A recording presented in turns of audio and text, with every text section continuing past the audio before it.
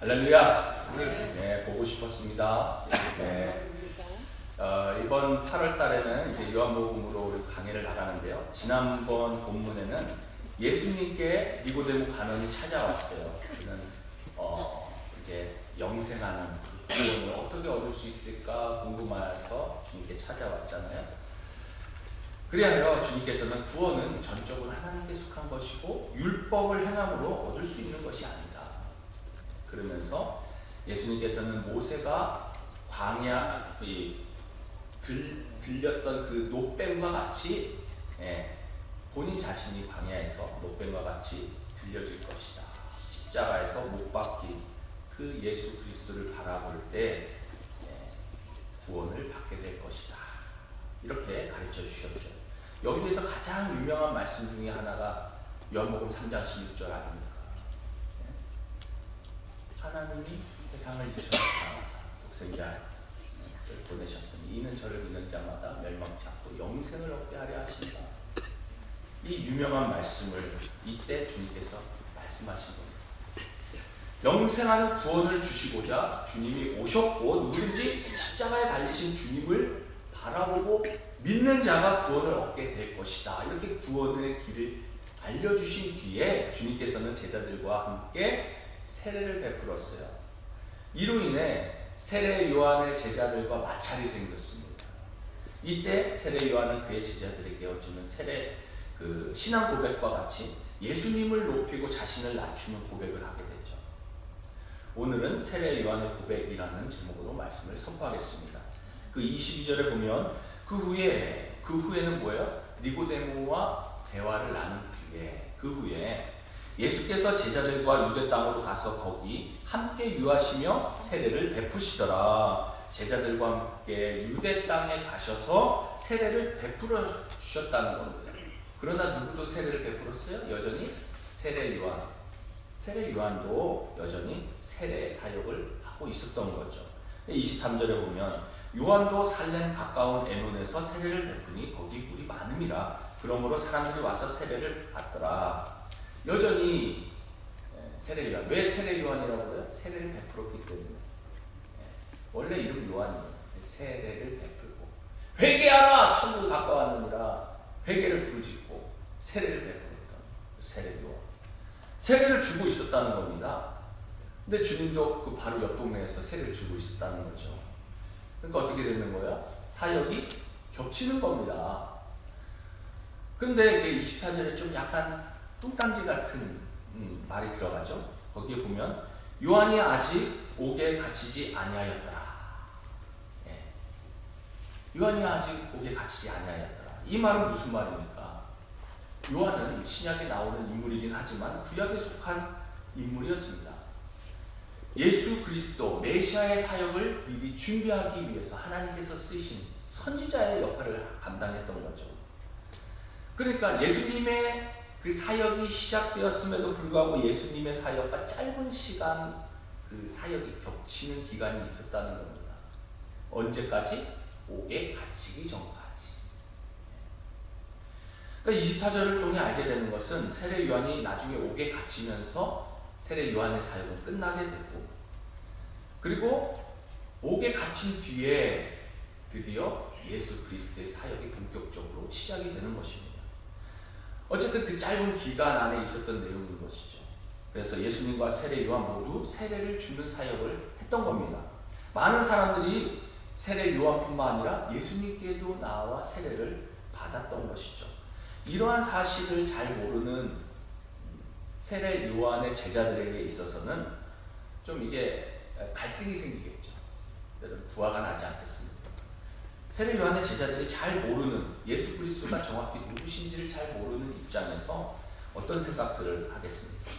자기들이 하고 있는 사역을 예수가 똑같이 하고 있으니 경쟁하는 것처럼 받아들이겠죠. 그래서 25절, 26절에 보면은요, 이제 결정적인 장면이 나옵니다. 이에 요한의 제자 중에 한 유대인과 더불어 정결 예식에 대하여 변론이 되었더니 그들이 요한에게 가서 이르되 라피여, 선생님과 함께 요단강 저편에 있던 곧 선생님이 증언하시던 이가 세례를 베풀매 사람이 다 그에게로 가더이다. 세례 요한의 제자들이 부활가 나서 사람들이 다 그에게 가서 세례를 받고 있습니다 라고 말하는 거예요. 이것을 현대인의 성경 버전으로 읽어드리겠습니다. 요한의 제자들과 어떤 유대 사람 사이에 정결 예법을 두고 논쟁이 벌어졌다. 요한의 제자들이 요한에게 와서 말하였다. 랍비님 보십시오. 요단강 건너편에서 선생님과 함께 계시던 분, 곧 선생님께서 증언하시던 그분이 세례를 주고 있는데 사람들이 모두 그분에게로 모여듭니다. 그러니까 이게 어떤 자세한 내용은 들어가 있지 않지만 이 세례 요한의 제자들과 유대 사람들과 이 정결 예법이라는 것은 뭐 무슨 고기를 먹으면 되고 무슨 고기를 먹으면 안 되고 뭐 무슨 종기가 나면은 뭐 들어오면 안 되고 손을 매일 씻어야 되고 뭐 이런 거 있잖아요. 그걸 갖고 이제 논쟁이 벌어진 거죠. 추측을 하자면 이 세례 요한의 제자들과 이 논쟁을 벌이던 유다 사람들이 아마 이 말빨에서 밀렸던 것 같아요. 사람들이 유치하잖아요. 그죠? 이 말싸움이 안 되면요 인신공격을 하잖아요. 대부분. 그러니까 요한의 제자들에게 이게 말빨에 안 되고 뭐 이렇게 좀 밀리니까 추측하지만 야 너희들이 섬기는 그 요한 세례 요한 별거 아닌데 요즘 보니까 이 예수가 더 세례도 이렇게 막 사람들이 따르고 세례도 베풀고 그러더라. 사람들이 다 그리로 간다. 이렇게 아마 얘기했을 가능성이 높죠. 이에 대해서 세례 요한의 제자들이 얼마나 마음이 불편했겠어요. 그죠? 그래서 제자들이 스승인 요한에게 가서 고자질을 하는 겁니다. 우리는 점점 작아지고 저쪽은 커진답니다. 항의성도 있고 질투심도 묻어나는 그런 말을 하게 되는 거죠. 마치 요한의 제자들이 생각하기에 이런 거죠. 우리 가게에서 기술 배워서 나가더니 바로 옆에다가 가게를 차린 겁니다. 그런데 그 가게가 더 잘 돼가는 거예요. 기분 나쁘죠.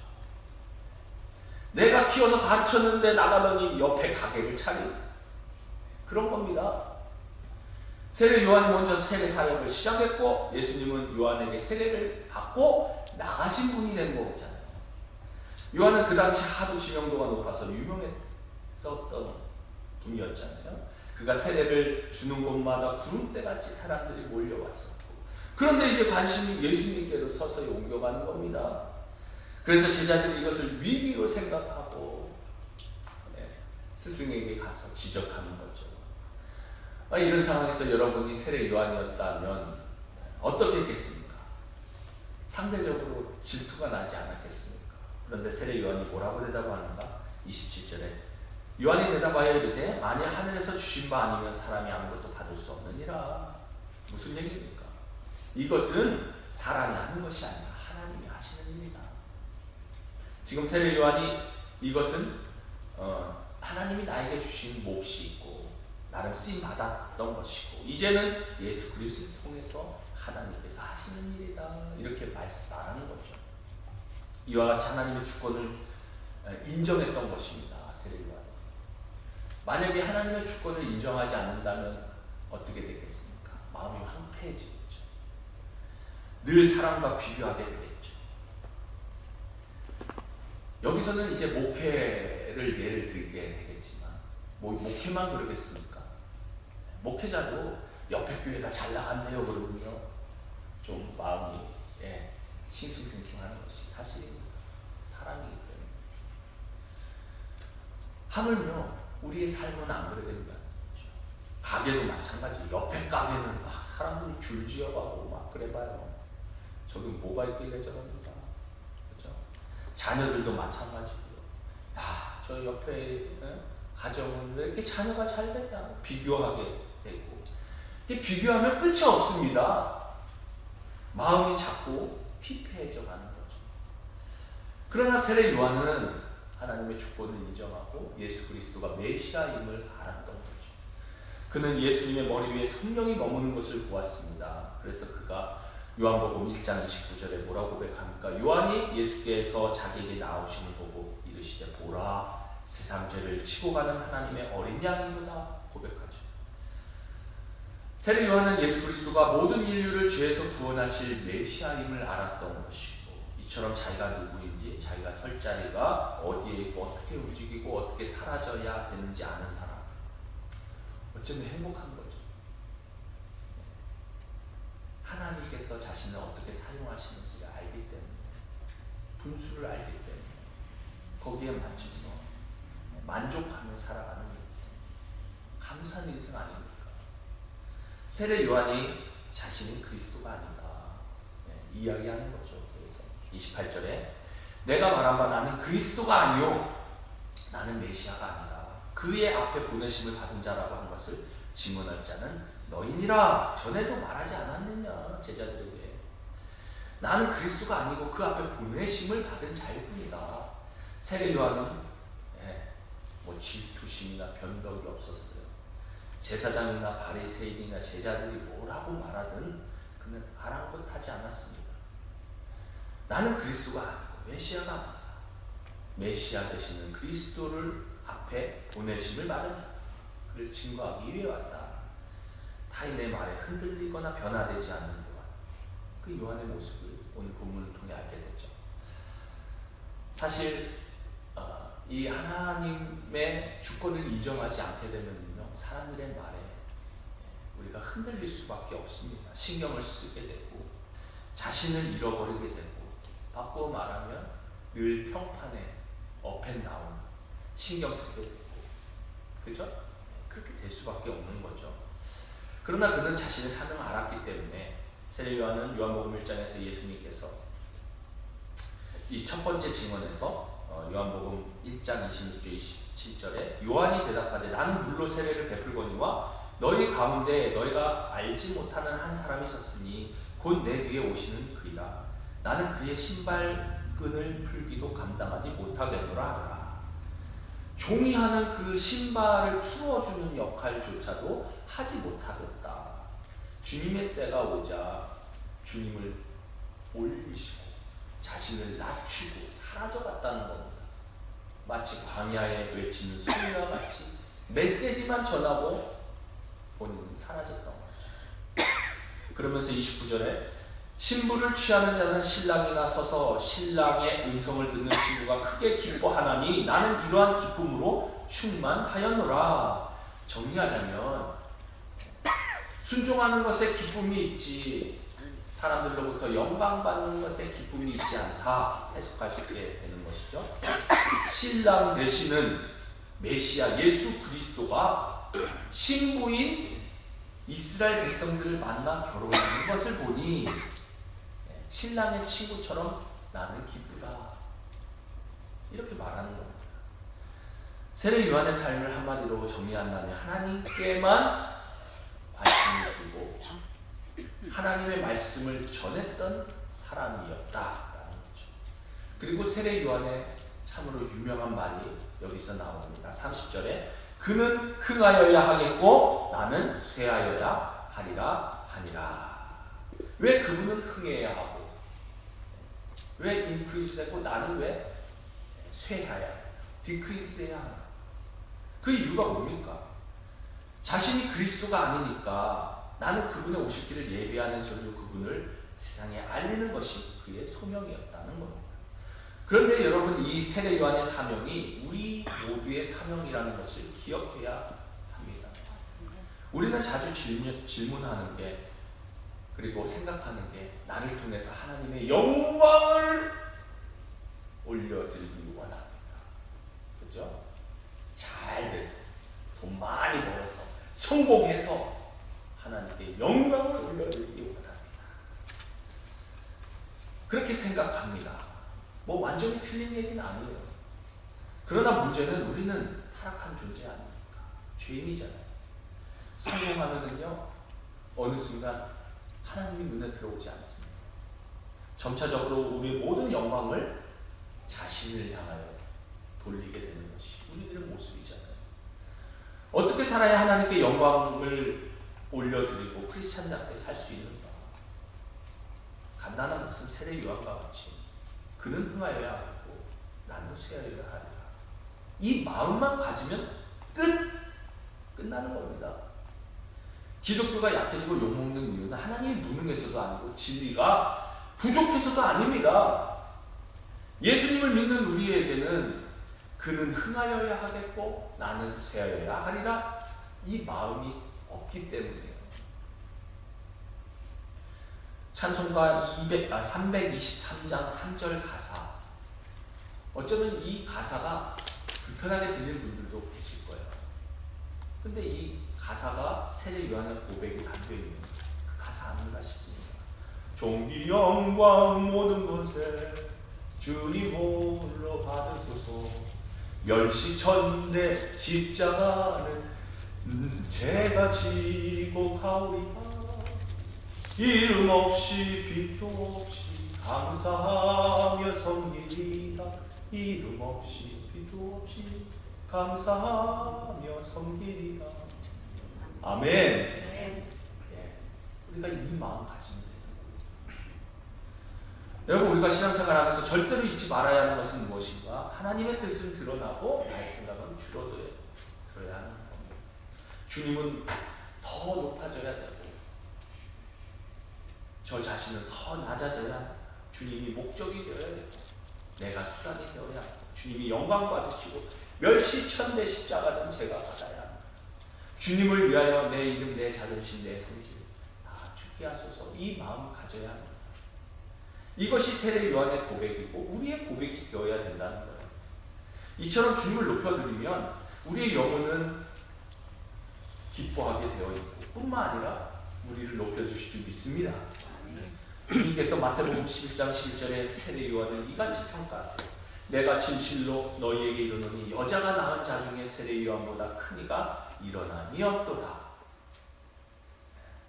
전 세계를 통틀어서 남자를 통해 낳은 자 있어요? 없죠. 여자를 통해 낳은 이 중에 세례 요한보다 큰 이가 없다. 주님이 높여주시는 거예요. 주님께서 가장 높여주시는 거예요. 오늘은 특별히 그는 흥하여야 하겠고 나는 쇠하여야 하리라 에 대해서 좀 더 생각을 해보려고 합니다. 주님께서 흥하시는 것은 무엇을 말하고 내가 싫어하는 것은 무엇을 말하는가? 단순히 생각하면 세례 요한은 자신을 따라다녔던 제자들이 자꾸 줄어드는 것이 쇠함이고 예수님의 사역에서 사람들이 구름대같이 몰려드는 것이 예수님의 흥함으로 생각하기 쉽죠. 이 땅에서의 성공과 명예와 권력을 기준으로 생각하면 그럴 수 있습니다. 그런데 여기서 우리가 조금 벗어날 필요가 있다는 거죠. 왜냐하면 요한복음 전체에서 의도하는 예수님의 흥함은 많은 사람들이 예수를 추종하는 것이었어요? 아니었어요. 예수님께서 이 땅에 오신 목적이 무엇입니까? 세상 죄를 지고 가는 하나님의 어린 양이 일어나 십자가에서 달려 우리의 죄를 위해서 돌아가시기 위해서 이 땅에 오신 것이 주님의 목적이었다는 겁니다. 그게 주님의 흥함이라는 거예요. 그러면 예수님께서 말하시는 그 흥함은 결국 뭐예요? 채찍질 당하시고 고난 당하시고 십자가에서 우리를 위해서 희생 제물이 되어주시는 것. 이게 흥함이라는 겁니다. 목적을 이루심이죠. 그것이 잘 되는 것이 주님의 흥함이죠. 지금 사람들이 따라다니는 것을 흥함으로 이해하면 안 되는 겁니다. 예수님께서 가지신 목표가 어떻게 이루어져 가느냐, 그것에 흥함이 있다는 거죠. 마태복음 16장 21절 24절에 보면요, 예수님께서 예루살렘에 올라가 장로들과 대제사장들과 서기관들에게 고난을 받고 죽임을 당하고 제3일에 살아날 것을 제자들에게 말했습니다. 그때 베드로가 예수님께 붙들고 항변했다 말해요. 원어에 보면 꾸짖었다 말합니다. 베드로가 예수님께 리뷰크, 주여! 그러면 안 됩니다! 꾸짖은 거예요. 왜 죽으려고 합니까? 이 일이 결코 주님께 미치지 못하게 하겠나이다. 인간적으로 엄청 충성스럽잖아요. 그런데 주님께서 베드로에게 사단아, 내 뒤로 물러가라. 너는 나를 넘어지게 하는 자로다. 내가 하나님의 일을 생각지 아니하고 도리어 사람의 일을 생각하는도다 말씀하세요. 흥하게 하는 일, 즉 주님이 십자가에서 우리를 위해 죄를 대신하여 죽으시는 목적을 지금 베드로가 방해하고 있다는 겁니다. 하나님의 일을 생각지 않고 사람의 일을 생각한다는 겁니다. 주님께서 높은 자리를 앉으시면 자기도 한 자리 차지하고자 하는 생각이 있었다는 거죠. 따라서 주님은 누구든지 나를 따라오려거든 자기를 부인하고 자기 십자가를 지고 나를 따르라 말씀하셨어요.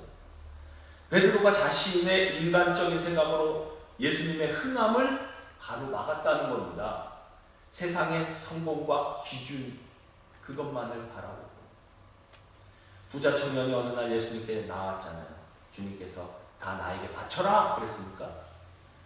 재산이 많으니까 그것을 가지고 하나님의 나라의 보탬이 되라 그러셨습니까? 아니거든요. 다 버리고 나를 따라와라 그랬습니다. 청년은 율법도 지키고 다 행했습니다. 그랬는데 아직 한 가지 부족한 것이 있다는 겁니다. 내가 가지고 있는 것, 물질이나 지위나 명예로 하나님께 영광을 돌릴 수 있다는 생각 자체가 부족합니다. 라는 겁니다. 예수님을 돕겠다고 나서는 베드로가 사단의 일을 하게 되고 책망을 받게 되는 것을 보면서 하나님의 기준에서 말하는 흥함과 쇠함이 무엇인지 우리는 잘 생각해 보아야 합니다. 물론 부자 되는 거 하나님의 축복이죠. 좋은 대학 졸업하는 거 축복입니다. 좋은 직장에 취직하는 거 축복입니다. 그렇다면 반대로 이와 반대되는 거, 안 좋은 환경, 예를 들어서 재수, 삼수하는 거 축복이에요, 아니에요? 네? Who knows? 모르는 겁니다. 병든 거 축복이야, 아니에요? Who knows? 병을 통해서 주님을 만난 분들이 얼마나 많은데 어떤 기준으로 그것들을 바라보냐는 거예요. 발달이 없이 태어난 닉 부이지치는 희망 전도사로 유명하잖아요. 하나님께서는 사지가 없는 나도 쓰시는데 네가 못할 일이 뭐가 있겠느냐 그러면서 막 희망을 전도하고 복음을 증거합니다. 중증 뇌성마비 환자 마비로 태어났던 그 송영희 씨, 신앙의 고백이 담긴 시로 하나님께 영광을 돌렸죠. 그가 지은 그 시를 가지고 나 가진 재물 없으나 예수 그 이름 나는 말할 수 없는 그 이름, 이런 유명한 CCM 복음성가를 지었습니다. 질그릇 같은 자를 통해서도 하나님께서는 귀하게 쓰신다는 거예요. 할렐루야. 아멘. 우리 연약함을 통해서도 하나님께서는 만나주십니다. 고린도전서 1장 27절에서 29절에 그러나 하나님께서 세상에 미련한 것들을 택하사 지혜 있는 자들을 부끄럽게 하려 하시고 세상에 약한 것들을 택하사 강한 것들을 부끄럽게 하려 하시며 하나님께서 세상에 천한 것들과 멸시받는 것들과 없는 것들을 택하사 있는 것들을 폐하려 하시나니 이는 아무 육체도 하나님 앞에서 자랑하지 못하게 하려 하심이라. 우리는 어떻게 착각합니까? 하나님께 영광을 돌리기 위해서는 세상에서 우리가 흥해져야 된다, 성공해야 된다. 그리할 때 우리가 하나님께 영광을 돌리게 되고 주님이 흥하게 될 것이다, 이런 착각을 하는 거예요. 기본적인 마음 자세가 중요한 겁니다. 주님은 흥해야, 나는 쇠해야 합니다. 내가 높아진 것이 근거가 돼서 하나님의 영광이 올라간다, 드러난다. 아니요. 그거는요, 우리도 속는 거고, 그죠? 하나님 속지 않으세요. 기질을 보면 딱 아는데, 그죠? 그거를 감당할 만한 분을 주십니다. 그런 적도 없고, 앞으로도 하나님이 속으실 분도 아니시고, 세례 요한은 예수님이 누구신지 분명히 알았고 사명을 알고 광야에 외치는 자의 소리처럼 사라졌습니다. 그러나 분명한 것은 주님께서 세례 요한을 두고 여자가 낳은 중에 세례 요한보다 큰 자가 없다라고 말했습니다. 유명한 조직 신학자였던 벤자민 위필드는 누룩 같은 인생을 사셨던 분이었습니다. 34년간 프린스턴 대학에서 신학을 연구하고 가르쳤고 성경의 영감과 권위라는 책을 썼습니다. 이분이 1876년 결혼해서 신혼여행으로 독일 선교를 갔는데 풍랑의 벼락을 맞아 그만 부인이 불구가 되었답니다. 이후 39년 동안 다른 사람의 도움 없이 움직일 수 없는 중증 장애였던 부인을 돌보느라 하루에 2시간 외에는 외출을 해본 적이 없대요. 1915년 부인이 먼저 간 뒤에 1921년 그도 하나님 나라에 갔습니다. 그의 삶에는 애굽의 총리처럼 된 요셉처럼 화려한 결말이 없었어요. 다만 39년간 한결같이 한 여자를 사랑하고 인내한 모습만 남았습니다. 하지만 그의 책은 모든 사람에게 영향을 주고 변화를 가져다주는 명저가 되었습니다. 무명한 자 같으나 유명한 자가 되었습니다. 사람의 행복은 소유에 많고 적음에 있는 것이 아니라 인생의 목적을 분명히 아는 데 있습니다. 가늘고 오래 사는 것이 아니라 자신의 사명대로 뜻을 이루며 사는 데 있습니다. 아무쪼록 날마다 기도와 말씀을 통하여 성령 충만하셔서 세례 요한과 같이 삼위일체 하나님 되시는 예수님을 메시아 되심을 깨달으시고 영적으로 예수 그리스도가 우리의 삶의 주인이 되셔서 주님만을 드러내시는 사명을 이루며 증인된 삶을 사실 수 있는 저와 여러분 다 되시길 주님의 이름으로 축원드립니다. 아멘. 기도하겠습니다. 사랑의 아버지 하나님, 고맙고 감사합니다. 그는 흥하여야 하겠고 나는 쇠하여야 하리라. 주님, 이 고백이 우리의 고백이 되길 원합니다. 저희들 날마다 주님을 올려드리며 높여드리며 주님을 의지하며 나아갈 수 있는 저희들 다 되게 하여 주시고, 정말 이 세상의 성공을 기준으로 주님을 바라보지 않게 하여 주시고, 우리에게 맡겨진 사명 감당할 수 있는 저희들 다 되게 하여 주시옵소서. 감사하고 예수님 이름으로 기도합니다. 아멘.